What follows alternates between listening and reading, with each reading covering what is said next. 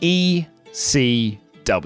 3 letters that immediately conjure up images, sounds, sights, iconic moments in wrestling. 3 letters that have become so synonymous, they're still chanted to this day, more than 20 years after its passing. 3 letters that, when said to a wrestling fan, mean something. Counterculture, 90s grunge, anti-establishment, cool. An island of misfit toys that somehow, against all odds, changed the future of wrestling and ushered in a whole new meaning to the word hardcore. 3 letters that, when said out loud, you know what they mean. Now, what if you took those 3 letters, stripped back all the things that made it special, took apart its very essence, dismantled its entire principle and point, and what you're left with is WWECW, WWE's incredibly cynical cash-in on a best-selling DVD. A brand that was destined to die before it even began, suffered death by zombie bites, untimely arrests, and a dreadful elimination chamber on one of the worst pay-per-views of all time, all in its first 6 months. Then it limped on for another 4 years to an embarrassing end. And while a lot has been written and talked about since its cancellation in 2010, one question remains: who is ultimately responsible for its downfall? Who really killed WWECW?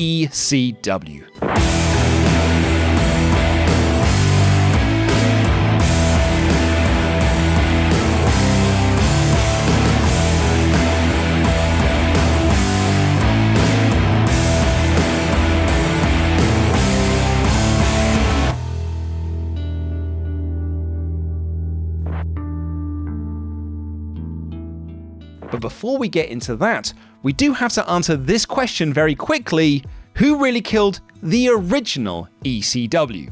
It was Paul Heyman. Paul Heyman killed ECW. Though it could be argued it was Vince McMahon. And don't listen to what the DVDs and documentaries tell you, it was not Eric Bischoff poaching talent that killed ECW. To give all of this a bit more context, the original ECW was formed when TWA, Tri-State Wrestling Alliance, was purchased by pawnbroker and jewelry store owner Todd Gordon, who rebranded it to Eastern Championship Wrestling and joined forces with the National Wrestling Alliance. While the NWA wasn't the powerhouse that it once was, it did still hold some heritage and name recognition, which is why it was so powerful when new head booker Paul Heyman had his newly crowned NWA World Champion Shane Douglas throw down the belt moments after winning it, telling the previous champions to kiss his ass and declaring himself the ECW champion. Shortly thereafter, Eastern Championship Wrestling became Extreme Championship Wrestling and began a rebellious 6-year run against the titans of WWF and WCW. Heyman bought ECW from Gordon in 1995 and got them a weekly TV show, Hardcore TV, which aired in Philadelphia and New York markets and syndicated to other major markets like Los Angeles, Chicago, Boston,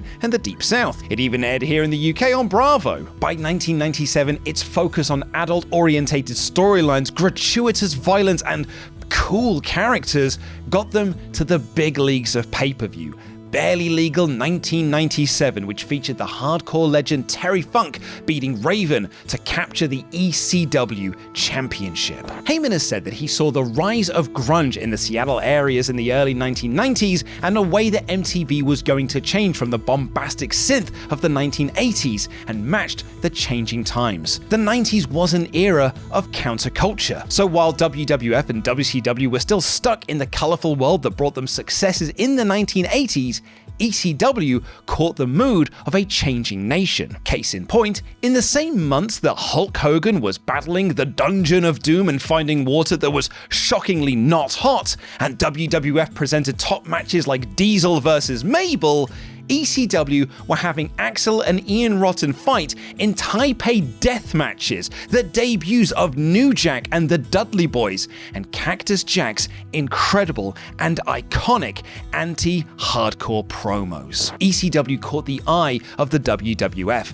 and Vince McMahon invested money into the company and even had them appear on Monday Night Raw as a way to promote Barely Legal 1997. It could quite easily be argued that WWF took a lot of the attitudes of ECW and put them into their own Attitude Era. WCW attempted similar things to a lesser degree of success, but both companies did take the guys who are making names for themselves in ECW and give them big paydays. Dean Malenko, Eddie Guerrero, Chris Jericho, Rey Mysterio, Psychosis, The Dudley Boys, Public Enemy, Sandman, and so many more joined either WWF or WCW in 1998 and 1999. By 2000, it felt like ECW was just a feeder system for Vince's WWF, as Raven, Taz, Rhino, Just Incredible, Spike Dudley, and others joined their ever-growing roster. In 1999, ECW signed what would be their biggest boon: a TV deal with TNN. ECW on TNN became the channel's highest rated show, as the late 90s wrestling boom meant that all ships were being raised.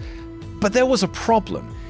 TNN weren't really interested in ECW. What they wanted was WWF. And Vince may have been putting some money into ECW to keep them as a feeder system of talent, but at the end of the day, they wanted all of their big money deals. ECW lost TNN and struggled to get another TV deal elsewhere. By October of 2000, ECW was off television. In January 2001, ECW aired its last pay-per-view. And in April 2001, little more than a week after WCW was bought by the WWF and 3 days before WrestleMania X7, Paul Heyman's company, the HGG Corporation, filed for Chapter 11 bankruptcy and closed ECW's doors for good. In 7 days, the wrestling world went from having 3 major players to just 1. But Paul Heyman was already gone. Following the departure of Jerry Lawler in February 2001, Paul Heyman joined the WWF commentary team, and during the Invasion storyline of WWF vs WCW, convinced Vince McMahon to add Extreme Championship Wrestling into the mix. Now, I'll be honest, this all feels like another story for another time, but let me tell you, ECW being added into the Invasion is way more complex than you would imagine. As it turns out, while Heyman had been telling people that he owned the trademarks and the assets, he actually didn't. The bankruptcy company did, and so did video game publisher Acclaim, who it turned out owned 15% of ECW after becoming a creditor after making a deal to make video games based on ECW. Eventually, WWE bought all of the ECW assets, trademarks, and tape library in 2003 and owned it all outright, which is how most of you know a lot of the ECW history I just covered, as it was detailed in the rather excellent WWE DVD documentary, The Rise and Fall of ECW. To speak anecdotally for a moment, the rise and fall of ECW was an event. I got heavily into wrestling in the year 2000, thanks in part to the WWF striking a deal with Channel 4 in the UK to air Sunday Night Heat and several pay-per-views for free. In that same year, I became friends with another kid in school who had an awesome VHS collection of old WWF pay-per-views. That's how I saw the Attitude Era. He also had VHSs of WCW and ECW. That is how I fell in love with Extreme Championship Wrestling, and how Raven became my favorite wrestler of all time. And like a lot of people, I fell out of wrestling by the end of the Invasion. And the rise and fall of ECW DVD arrived on UK shores just after I got back into wrestling in early 2005. Because I was such a huge fan of ECW, I took the day off from my university lectures to go and buy this from my local Virgin Megastore on the day of release. As soon as the store opened its doors and I went back to my house to watch it. I then watched it again with my loser nerd friends who actually went to their lectures and came home from their learning. We watched that DVD again and again and again, and I am not alone. The rise and fall of ECW, to the surprise of WWE, became the second biggest selling DVD of 2005, second only to that year's WrestleMania. And if there's one thing that will make WWE stand up and take notice of you, it's making money. This had been the long game for Paul Heyman. Since the company's collapse in 2001, he had been constantly singing the praises and virtues of the ECW brand and the life that might still be within there. As Dave Meltzer wrote in July of 2001, after taking over from Jerry Lawler, From day one, Heyman began planting the ECW seed, making as many references to the defunct company as possible. It has been argued that his long game when joining WWE in February of 2001 was to get ECW back off the ground in some way. He presented to WWE that ECW was a cooler brand than WCW, and the reason the invasion wasn't working was because of the war between WWF and WCW, when they should be asking, where's ECW? There are even claims that, when Heyman joined the WWF, all of a sudden, there was a slew of emails written to wrestling websites that he knew WWF higher-ups were known to frequent that were written by friends of Heyman's, or in some cases, by Heyman himself, that talks about how great ECW was. Meltzer writes there was a consistent theme in the letters, pushing Heyman's ideas, pushing the former ECW characters that were his pet projects, Spike Dudley and Rhino in particular, knocking the ideas that he was against, heavily critical of Jim Ross when the two had legitimate disagreements on air, consistently ripping on Lawler's work in comparison to Heyman's, and most importantly, pushing ECW as a cool thing and WCW as a dead thing. A lot of that is backstage scuttlebutt, rumor and innuendo, but it wasn't just Heyman who was pushing the brilliance of ECW after its death, it was also Rob Van Dam. RVD told a podcast in 2008 that one of the biggest motivations in his career was bringing ECW back. Following the success of the Rise and Fall of ECW DVD, RVD began to pitch to McMahon the idea of doing a one-night celebration show for Extreme Championship Wrestling. He said, I was going around to all the old ECW wrestlers like Spike Dudley and Taz saying, if I talk Vince into doing this pay-per-view, you guys are down, right? Everyone was like, it's not going to happen. But it did happen. From all accounts, One Night Stand 2005 was supposed to be just that, a one-night stand. According to Bruce Pritchard on Something to Wrestle, the idea was much like how old pop acts occasionally get back together for a reunion concert. ECW One Night Stand would be a chance for the alumni from Extreme Championship Wrestling to come together and relive the glory days of the 1990s, and for WWE, a chance to make money off the fans that have been chanting its name for all those years whenever someone went through a table.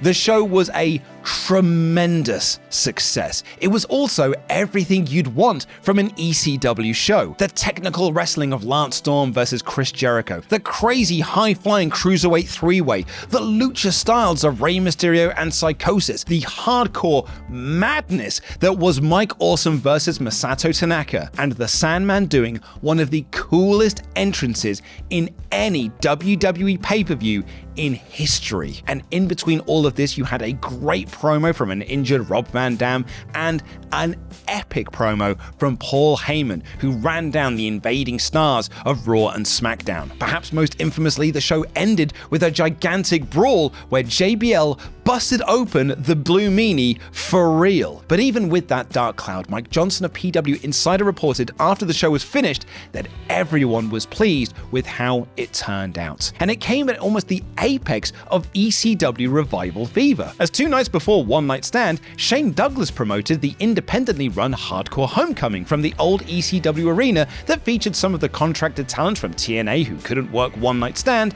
alongside some of the names that did work One Night Stand, like Sabu, Joey Styles, Joel Gertner, the Blue Meanie, and the Sandman. They even released their own version of the Rise and Fall of ECW and did several other reunion shows throughout 2005. As a fun side note, One Night Stand 2005 was the final pay-per-view for the Dudley Boys before they were released by WWE. They then appeared on the second Hardcore Homecoming reunion show to beat Balls Mahoney and Ian Rotten. But more importantly, for WWE, ECW One Night Stand 2005 was a success financially. From a pay-per-view buy rate standpoint, it was only beaten by the big 4 WWE pay-per-views and a handful of others that year. Paul Heyman and Rob Van Dam were proven right.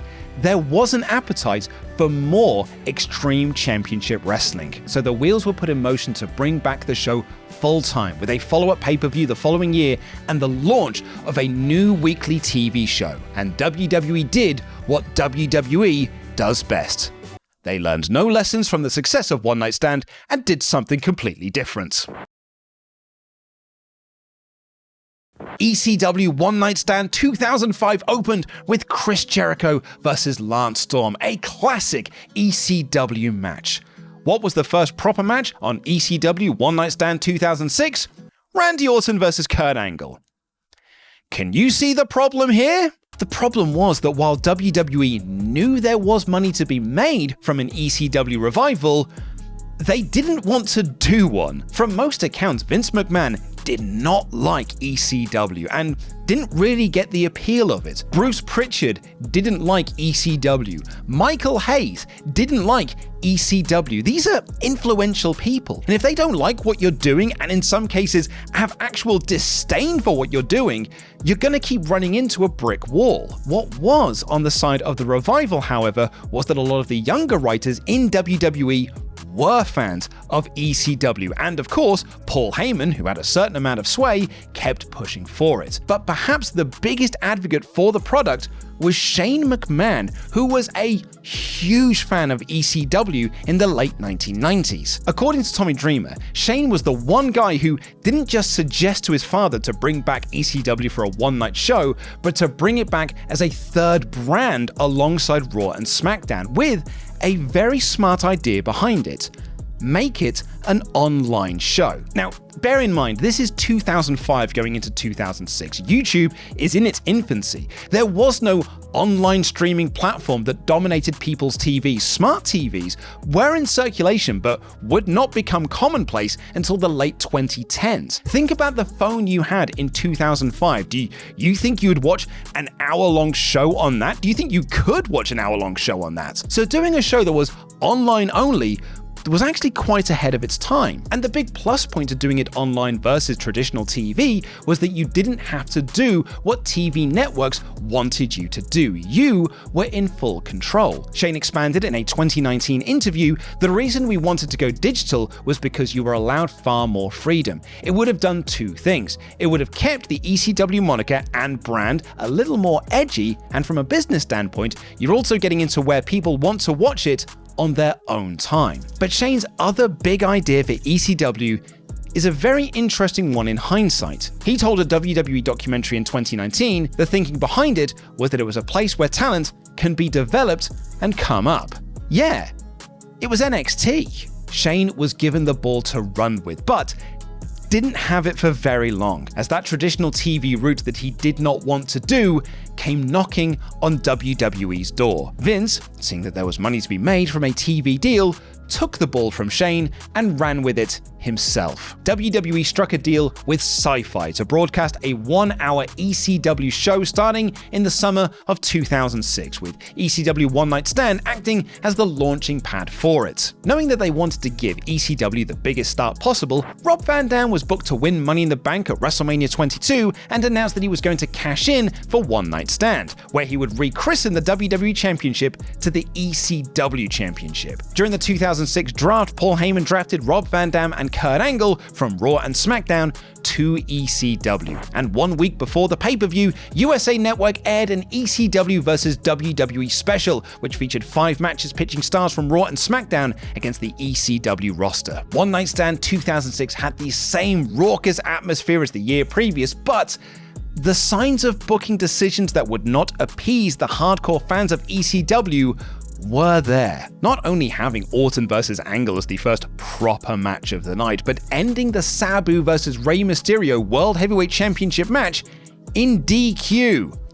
It did not go over well with the crowd, but the show will only be remembered for one thing, which is the iconic WWE Championship match between the defending John Cena and the challenger Rob Van Dam. The sign, "If Cena wins, we riot," has lived long in the mind of wrestling fans, and the rabid ECW fanbase throwing back Cena's t-shirt, rejecting John Cena over and over and over again, was an awesome sight to behold. Rob Van Dam would later say not only were all the fans pro-RVD in the extreme, at the same time, they were all against everything that Cena stood for. Rob Van Dam beat John Cena for the WWE Championship, albeit via interference from Edge, and crowned himself the new ECW champion. RVD would later say, "No time ever in the 18 years or so that I've been wrestling had I ever had an experience like that. Not only did everyone in the Manhattan Ballroom all really get behind everything that I stood for, because they knew bringing ECW back was my idea.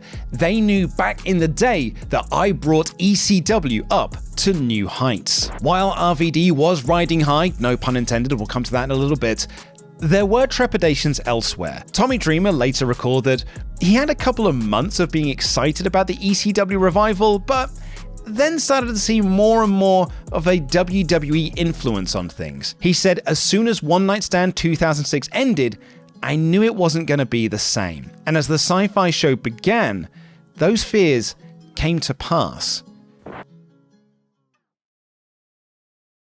There were two key issues with ECW on Sci-Fi, and the first of those was the fact it was on Sci-Fi. Sci-Fi's interest in bringing ECW to their network was to get in a younger viewer than their channel average, which was about their mid-40s, and get them to hang around and check out the other shows that they had, like reruns of The X-Files, The Twilight Zone, Stargate SG-1, and movies like Hellraiser 8, Hellworld, which is what followed the debut of the first episode of ECW on Sci-Fi. As such, Sci-Fi wanted WWE to incorporate more science fiction elements into this wrestling show, which is why the former Mordecai debuted as a vampire and the Sandman Kane an actual zombie on the first episode. Hilariously, that zombie was originally supposed to be a Martian up until a few hours before the show, but the TV network didn't want an alien being beaten up on their channel, so it was changed to a member of the Army of the Living Dead. You could not make this up. The second problem was a much more superficial change, but one that perhaps had the largest impact. One of the big selling points of both nights of One Night Stand were the hardcore crowd that filled out the Manhattan Ballroom, hallowed grounds for those original ECW days, who were there to see extreme championship wrestling. Without that crowd, you do not have the Sandman entrance in 2005, or if Cena wins We Riot in 2006. So, one would think it would make sense to film all of your episodes in that same venue, as you'd have the same crowd for each and every taping wanting to see this product succeed, something that TNA did see success with when they taped Impact at Universal Studios. That is a fine idea in principle, but WWE's production costs per taping were around $800,000, and Sci-Fi was only paying WWE $169,000 per episode. So, as a cost-saving measure, ECW was taped before SmackDown tapings on Tuesdays. What this meant, however, was that the audience for these shows were not ECW fans. They were WWE fans wanting to see the WWE stars of SmackDown. The Wrestling Observer estimates that of the 5,000 in attendance for the first episode of ECW on Sci-Fi, only a few hundred were actually there to see ECW. And because it was a WWE audience, there were more kids. So prior to the show, Joey Styles had to ask the audience to not do any lewd chants.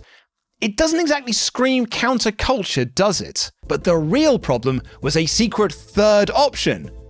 It was the show itself. As Dave Meltzer wrote in his review of the debut episode, the good news was obvious. 3.31 million people watched the debut, nearly 5 times what Sci-Fi usually draws in the 10 p.m. Tuesday night slot.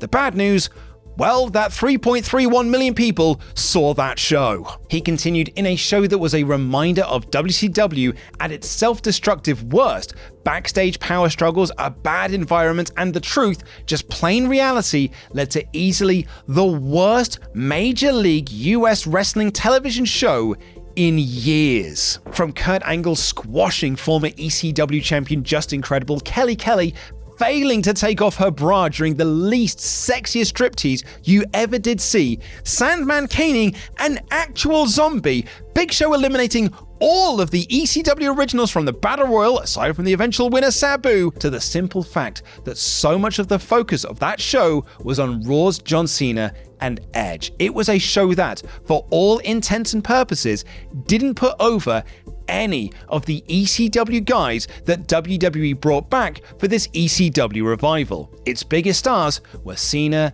Edge, Big Show, Kurt Angle, and Rob Van Dam, only one of which was really ECW. And clearly, no one was happy about this. Paul Heyman and Tommy Dreamer were reportedly very unhappy with how the first episode went. Joey Styles publicly buried the show on WWE.com, saying that the zombie was the MVP of the episode. And Brian Alvarez wrote in the Figure 4 that everyone else was privately stating that they were miserable. He added the reality of what this version of ECW is has started to dawn on them. This isn't months or years down the line. This was the reaction to the first episode. For those ECW guys like Justin Credible, Little Guido, Roadkill, Danny Doring, Stevie Richards, and the like, the writing was already on the wall. They'd only been signed to 1-year deals, so it didn't really feel like the company had any faith in them to begin with, and several other big names like Raven, Rhino, Spike Dudley, Shane Douglas, and Bam Bam Bigelow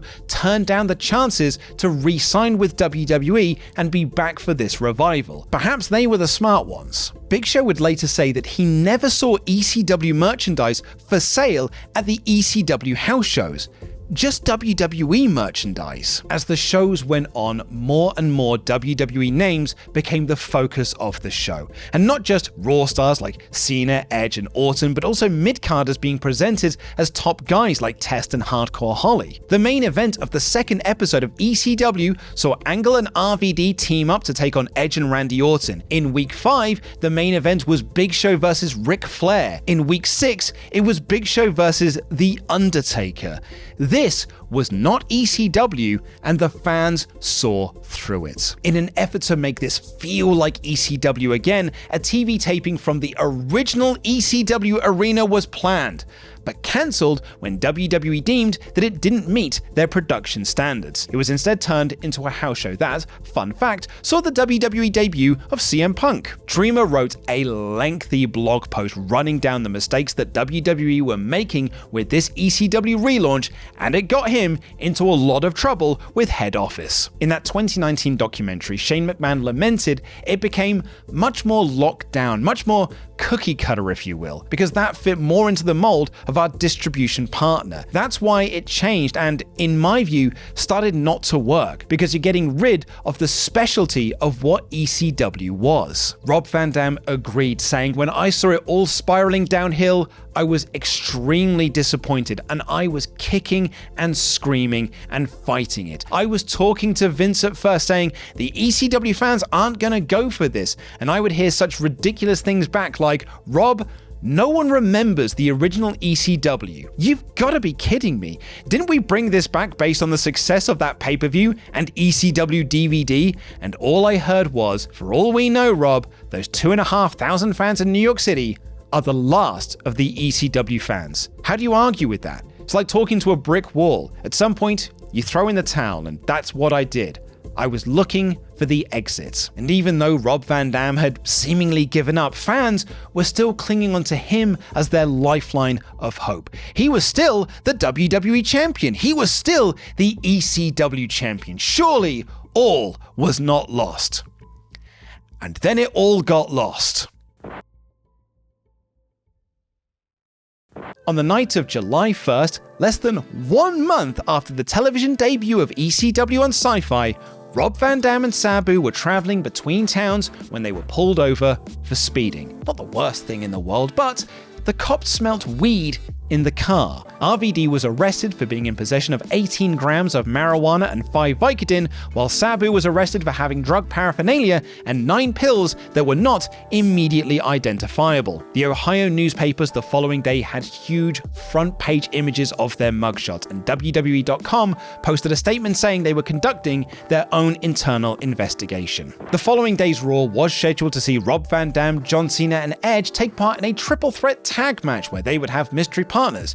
But that was changed to a triple threat with the WWE Championship on the line. To the surprise of no one, Edge won the WWE Championship. The next night on ECW, Rob Van Dam defended the ECW Championship against The Big Show, and Paul Heyman turned heel on RVD, and Big Show won the title. In 2 nights, RVD lost both of his belts and his push. In 2006, the WWE wellness policy actually stated that if any talent is arrested or convicted for violation of law relating to drugs, they would be subject to immediate dismissal. And many talent did expect both Van Dam and Sabu to be fired, but the key word in that wellness policy is subject to dismissal. They had a meeting with Head of Talent Relations John Laurinaitis, and the decision was made to not fire them. As Brian Alvarez wrote of the situation, obviously if Danny Doring and Roadkill had been arrested, they'd have been fired immediately. The reality is that life isn't fair in the wrestling business,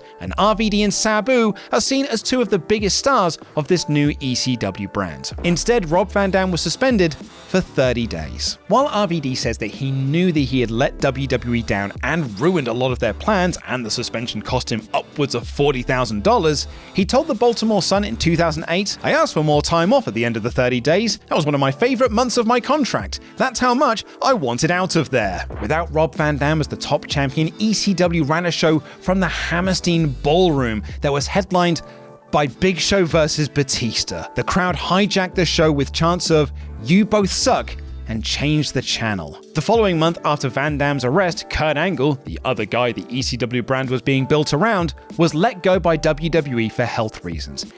Angle was miserable in ECW, feeling that his draft there was a demotion from Raw and SmackDown. More troubles were taking part behind the scenes and saw Vince McMahon start to take a more hands-on approach with the booking of ECW, feeling that Heyman wasn't doing a good enough job. The small number of house shows that ECW were doing came to an end in November of 2006 after only drawing an average of 1,000 fans per show. Heyman reportedly tried to quit the company twice, but Stephanie McMahon would not accept his resignation. The simple fact was, Heyman was trying to leap from an already sinking ship that was heading towards a pay-per-view shaped iceberg known as December to Dismember.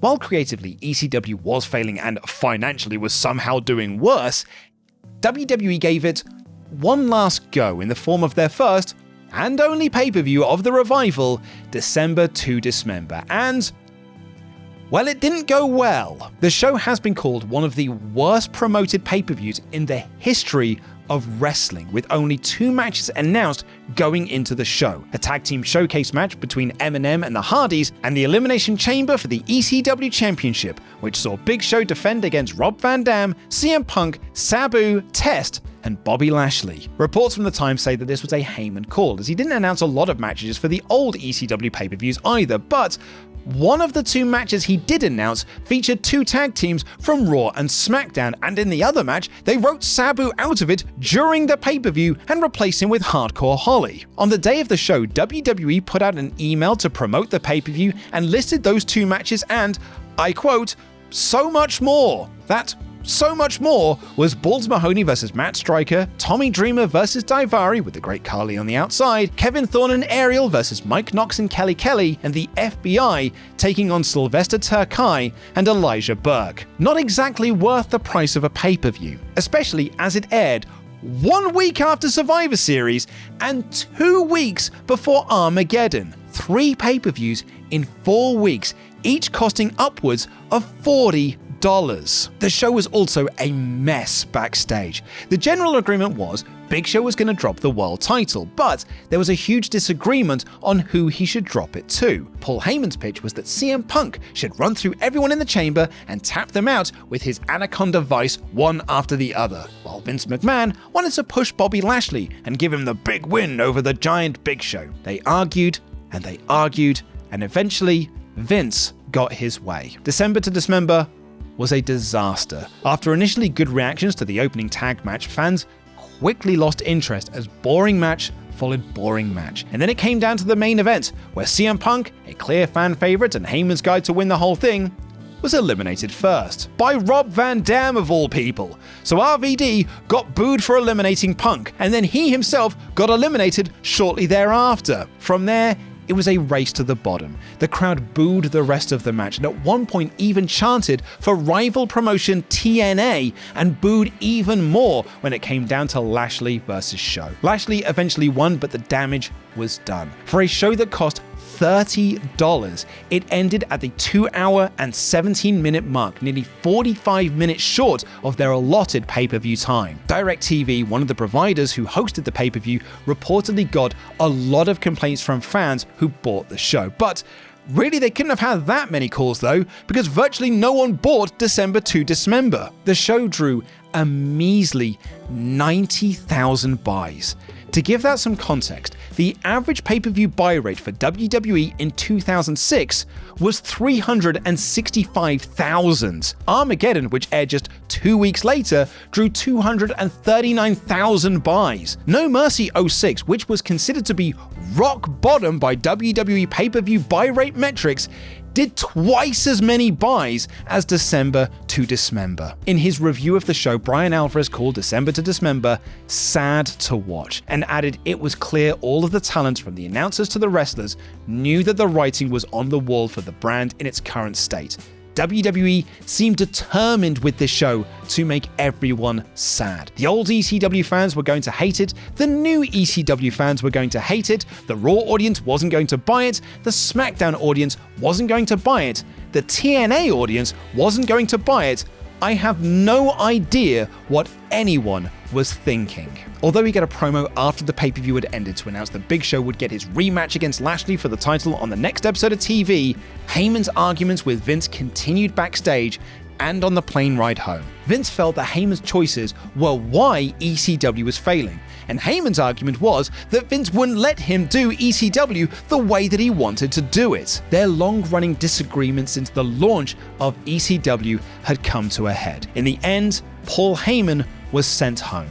WWE.com posted, distraught by the results of December to Dismember, ECW representative Paul Heyman appeared to be distant and depressed this afternoon at the North Charleston Coliseum hours before an ECW live event. This condition was further exacerbated by Mr. McMahon, who decided to send Heyman home. The WWE chairman cited slumping television ratings and a disgruntled talent roster as causes for Mr. Heyman's dismissal. Paul Heyman wouldn't be back in WWE for another 6 years. With Heyman gone, Angle gone, and RVD checked out mentally, WWECW was basically dead. And yet it somehow stayed on the air for another few years.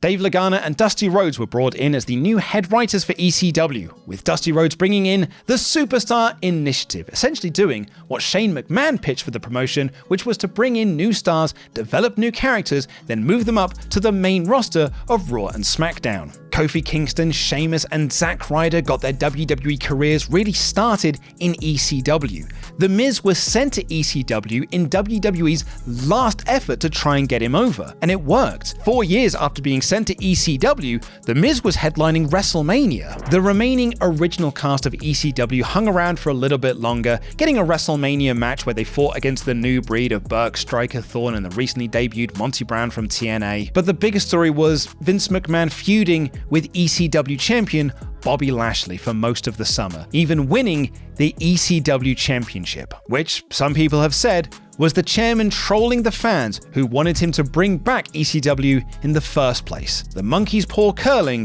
one of its fingers. Rob Van Dam, who spent 2005 and 2006 getting ECW back, quit the company in 2007. ECW limped on. The ECW championship was won by the likes of Kane, Christian, Chavo Guerrero, Mark Henry, Jack Swagger, and eventually Ezekiel Jackson, the last ever champion. He beat Christian on the final episode of ECW, and 45 seconds later the show ended and the belt was defunct once more. Hilariously, throughout all of this, Sci-Fi kept re-upping ECW due to its fairly decent ratings. They weren't where they were when the brand first started in 2006, but it was always consistent and actually one of the higher rated shows on the channel. They renewed into 2007, then again into 2008, and again into 2009. However, by that point, the the show had lost all of its spark, and the ratings had dipped to the point that it was in line with the station average. In December of that year, Vince had had enough.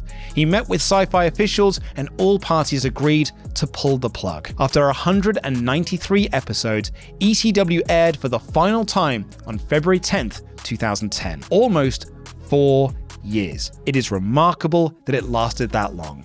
The final show not only crowned Ezekiel Jackson as the final ever ECW champion, but also introduced audiences to a group of wrestlers who would make up the show's replacement, NXT. No, not the NXT you're thinking of, the reality game show version. Gee, I wonder who killed that. So, who really killed WWECW? Well, the obvious answer is Vince. He never liked ECW to begin with, didn't want to bring it back, hampered it at every turn, ignored the advice from those who wanted to change what wasn't working, and stifled Paul Heyman so much that he quit the business for half a decade. In a Wrestling Observer newsletter from June 2006, Dave Meltzer wrote, "This is, has been, and always will be WWE using the initials because they can." One major WWE superstar of recent years theorized Vince was basically getting back at all of those years of fans chanting ECW at his shows and killing it off once and for all. Sabu agrees, saying on Stories with Briscoe and Bradshaw, "We'd do shows with no hardcore matches, no tables, no chairs, not even one match. And that's because of Vince trying to kill it on purpose." But there is also an argument to be made that Sci-Fi is to blame. If they hadn't requested the show in the first place, then tried to make it more in line with their other shows with zombies, vampires, and the like, perhaps we would have got to have seen Shane McMahon's online vision for ECW. But that is all hypothetical. In reality, you cannot ignore the arrest of Rob Van Dam. Reportedly, his WWE Championship reign was always planned to be a short one, with plans in place for him to drop the belt to Edge at either Saturday night's main event or Vengeance. But there was no timeline on him dropping the ECW Championship. There had been talk of Heyman eventually turning heel because the fans had already decided that he was a corporate sellout, but Van Dam's arrest accelerated those plans. If Van Dam wasn't arrested and stripped of the title, you would not have had that Hammerstein Ballroom show with the chance to change the channel. Perhaps he'd have gone into December to Dismember as the ECW champion, which would have meant that he wasn't eliminated so early, and fans wouldn't have turned on the match and chanted for a rival promotion so quickly. Would the buy rate have been any higher? I don't know who's to say, but ECW probably would have still died the same death that it did with or without the arrest, and RVD's morale would have still been in the toilets, but perhaps the downturn in quality wouldn't have been so drastic. Or perhaps we should look at Paul Heyman himself. In a 2019 WWE documentary, Heyman said, "You couldn't make ECW in 2006 the same way you did in the 1990s, but said that if you didn't make it like you did in the 1990s, then fans were going to hate it. They were damned if they did and damned if they didn't." He said there was no way it was ever going to work, adding, "I think the entire relaunch of ECW was doomed from the start. My mistake was taking on the project to begin with. I remember talking to Tommy Dreamer and telling him up front, I want to let you know that within 1 year, this is going to be an absolute nightmare and it's going to collapse on our heads." And hey, look, the only reason ECW was brought back in the first place was because we as fans kept asking for it to be brought back. So perhaps we're equally to blame. And while us fans, Heyman, RVD, and Sci-Fi are all contributing factors to the downfall of WWECW, I don't think anyone is more to blame for its death than Vince McMahon. And when you look back at how this ECW revival was ran, he killed it before it even began. Perhaps hilariously, you could even say he killed ECW twice. Thank you for watching this video, and please head over to patreon.com/WrestleTalk to check out more of the content that we make. If you want to support us and help us make more videos like this, we would really appreciate it. And if you like this video, I did another one about who really killed WCW, so check out that one.